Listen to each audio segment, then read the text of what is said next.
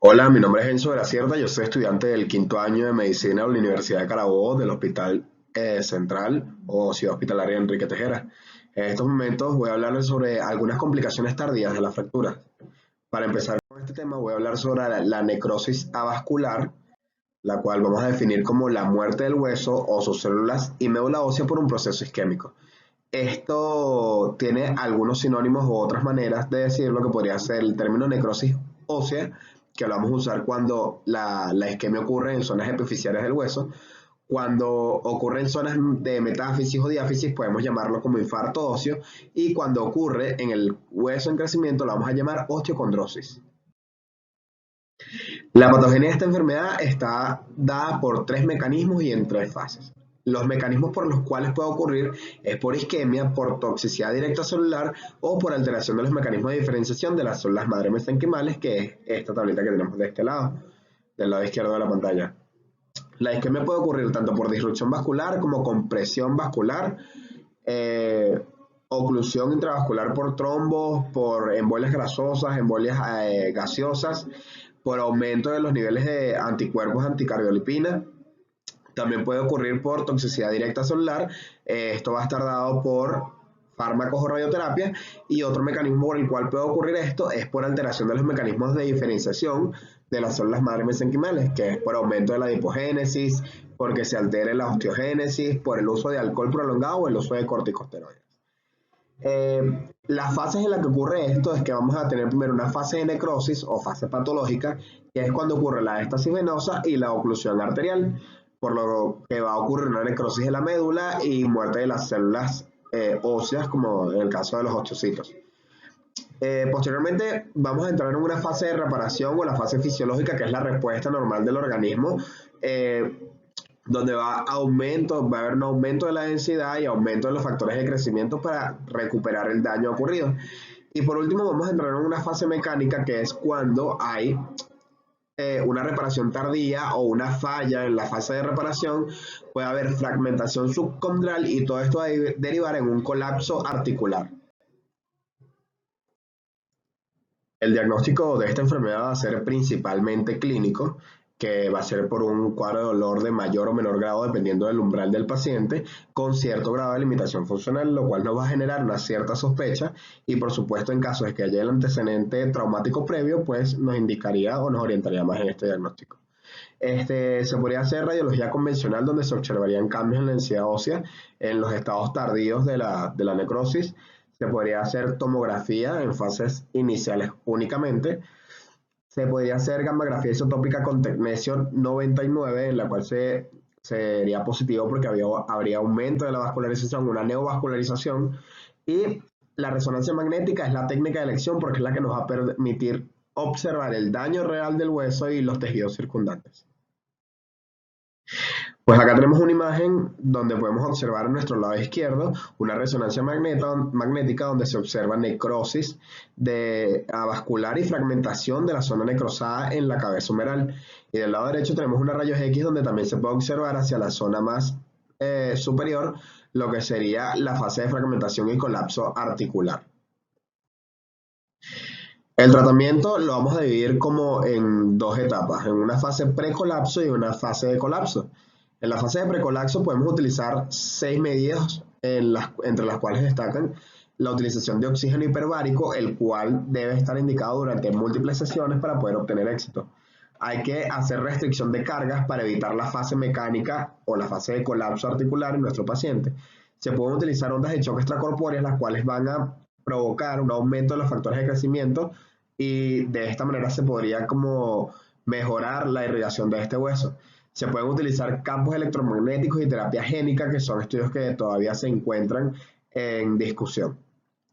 Fármacos que se puedan utilizar ante esta patología son los que se colocan a continuación. Podríamos tener el Hilopros, que ayuda a disminuir la tensión y favorecer la vasodilatación. Tenemos bifosfonatos, que van a inhibir la actividad osteoclástica y mejoran la densidad del hueso, retardando la aparición del colapso articular. El único que tiene estudios clínicos actualmente es el alendronato. Se pueden utilizar estatinas con la finalidad de disminuir el aumento de lípidos, provocando de esta manera eh, embolias grasas, y la enoxaparina para eliminar todos aquellos procesos embólicos que puedan provocar o agravar la situación.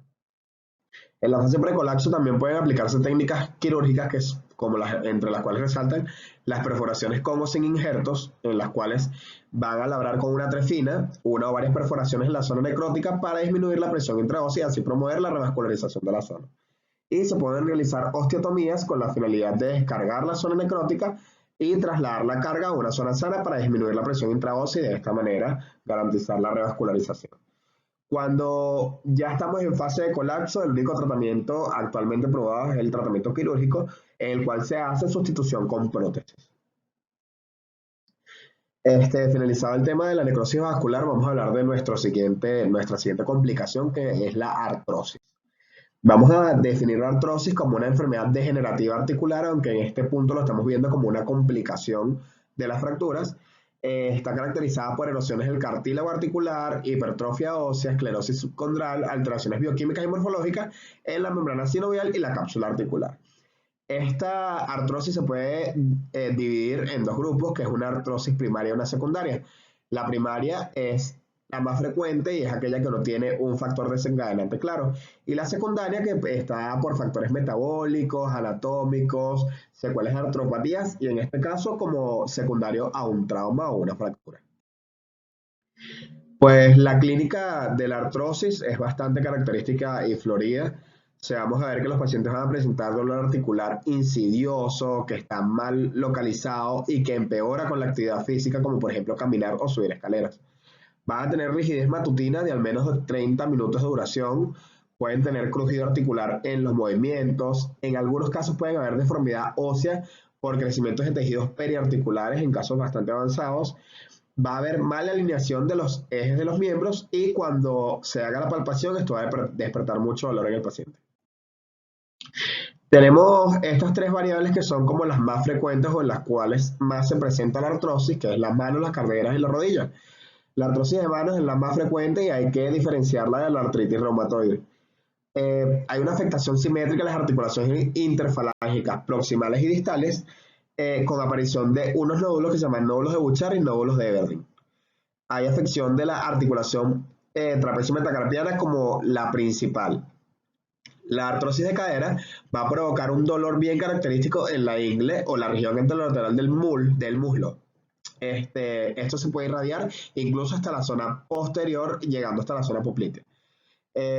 Empeora cuando el paciente se incorpora e inicia la marcha. Hay dolor y limitación de la rotación interna en flexión de la cadera y en casos avanzados pueden provocar acortamiento de la extremidad. La artrosis de rodilla usualmente es bilateral, tiene dolor y tumefacción de la fosa poplitea. Hay alteraciones del alineamiento articular como el genu varo o genu-valgo. Y en casos avanzados se limita el movimiento articular. ¿Cómo se realiza el diagnóstico? Pues principalmente con la clínica y se confirma con radiología convencional, en la cual vamos a observar tres hallazgos característicos, que es la disminución del espacio articular, la esclerosis subcondral y la formación de osteofitos o quistes. En esta imagen que coloco acá, pues podemos observar tanto en mano como en rodilla las tres características, por lo menos. Comenzamos acá en la mano del lado izquierdo, vamos a observar que tenemos una disminución del espacio articular metacarpo radial, o carpo radial, disculpen, en la cual tenemos también una línea blanca bastante densa, que es la esclerosis subcondral. Del lado derecho tenemos la rodilla, donde vamos a tener la disminución del espacio articular en ambas rodillas, con una esclerosis subcondral en la parte más alta de las mesetas tibiales. ¿Cómo es el tratamiento de esta enfermedad? El primero es un tratamiento no farmacológico en el cual vamos a hacer educación de nuestro paciente, en el cual le vamos a indicar que tiene que perder peso en caso de que sea un paciente obeso, indicar el uso del bastón en pacientes ancianos con artrosis de cadera, indicar el ejercicio aeróbico, porque está asociado al fortalecimiento de la musculatura, se le podrían agregar ejercicios isométricos y decirle a los pacientes que deben utilizar calzado adecuado. El tratamiento farmacológico para esto, vamos a comenzar con tratamiento para el dolor con los AINES, como paracetamol de 3 a 4 gramos al día, naproxenos, que pueden mejorar el perfil cardiovascular debido a que el paracetamol puede tener efectos adversos a nivel cardiovascular y a nivel gastrointestinal. Podemos utilizar opiáceos débiles en pacientes que no respondan con AINES. Hay una serie de fármacos que se llaman fármacos ISADOA, que son los fármacos de acción lenta para la osteoartritis, los cuales son el ácido hialurónico, el condroitin sulfato y el sulfato de glucosamina, los cuales van a ejercer su efecto posterior a un mes o incluso un mes y medio de iniciar su consumo. El ácido hialurónico se puede colocar por vía intraarticular y según el preparado puede ser dosis única o semanal. El condroitin sulfato es por vía oral con una dosis de 800 a 1200 miligramos día y el sulfato de glucosamina por vía oral en dosis de 1500 miligramos día. Vamos a hablar ahora sobre el síndrome de dolor regional complejo, que es nuestro último tópico a discutir acá. Para definir esto, vamos a utilizar la definición de la International Association for the Study of Pain, la ISP, en la cual dicen que es una variedad de condiciones dolorosas de la localización regional. Tiene que haber una lesión previa que te presentan predominio distal de síntomas anormales excediendo en magnitud y duración al curso clínico esperado del incidente inicial, ocasionando con frecuencia un deterioro motor importante con una progresión variable en el tiempo. En un 46% este síndrome está asociado a fracturas, también puede ser asociado a cirugías electivas y tiene un ligero porcentaje como del 10 al 9%, el cual está asociado a causa desconocida. ¿Okay? La incidencia y recurrencia anual es del 1.8%. No tiene relación con diabetes, tabaco o alcohol. Es muy frecuente en mujeres, 3 de cada 4 mujeres, de 3 a 4 mujeres contra un hombre. Y tiene un pico de incidencia entre los 40 y 49 años. Es más común que ocurra en miembros superiores que en miembros inferiores. Los tipos del síndrome de dolor regional complejo van a ser los siguientes. El tipo 1 es aquel en donde no hay lesiones asociadas de nervio periférico. La tipo 2 es donde sí hay lesiones asociadas al nervio periférico. Y la tipo 3 es que no cumple con los criterios de lesión o no de nervio periférico, pero esos síntomas no pueden ser explicados en el marco de otra patología. La fisiopatología se explica con que primero ocurre una lesión, en este caso sería nuestra fractura, lo cual va a ocasionar una inflamación postraumática en la cual hay aumento del péptido relacionado con el gen de la calcitonina, el cual podría ser responsable de la hiperexcitabilidad neuronal en la zona. Esto va también, esta liberación de esas sustancias o la sustancia P también está involucrada acá, va a provocar una disfunción vasomotora en la cual va a haber la aparición de un edema que en una primera instancia va a ser un edema caliente, rubicundo y posteriormente puede ser un edema duro, frío. Y en fases muy avanzadas podría ser incluso un edema con cianosis. Va a ocurrir una sensibilización central que distorsiona o suprime las sensaciones no nociceptivas. Además, va a haber una potenciación de la excitabilidad de la vía nociceptiva tálamo-cortical, lo que va a causar una perpetuidad del dolor. La clínica de esta patología pues es bastante clara. El paciente va a comenzar con dolor un mes o incluso hasta un mes y medio posterior al trauma. A medida que los efectos directos de la lesión disminuyen, continúa el dolor. Hay hiperalgesia, alodinia, hiperpatía. El dolor es incesante, empeora e incluso puede irradiar más lejos con el tiempo. Puede incrementarse por contacto físico, por un trastorno emocional o incluso como factores extraños como el ruido o hasta una brisa. El diagnóstico es netamente clínico, sin embargo hay algunas pruebas que no son diagnósticas pero pueden ayudarnos con diagnósticos diferenciales. Se podría utilizar termómetro y Doppler para valorar cambios vasomotores. Se podría hacer biopsia de piel para medir la atrofia y disminución de la densidad de los nervios. Podría hacerse electrodiagnóstico para demostrar una lesión nerviosa en caso de ser un síndrome de dolor regional complejo del tipo 2. Se podría hacer una resonancia magnética que evalúa lesiones de tejidos blandos u óseos que estén provocando esta alteración, y la tomografía computarizada puede ser útil para demostrar compresión nerviosa que sea la causante del dolor y no sea la fisiopatología anteriormente explicada. El tratamiento, pues actualmente el tratamiento moderno hace hincapié en que hay que hacer una buena rehabilitación funcional. Pero para hacer esta rehabilitación hay que hacer un tratamiento inicial farmacológico con una buena analgesia para que posteriormente con una fisioterapia cuidadosa se evite una exacerbación del dolor.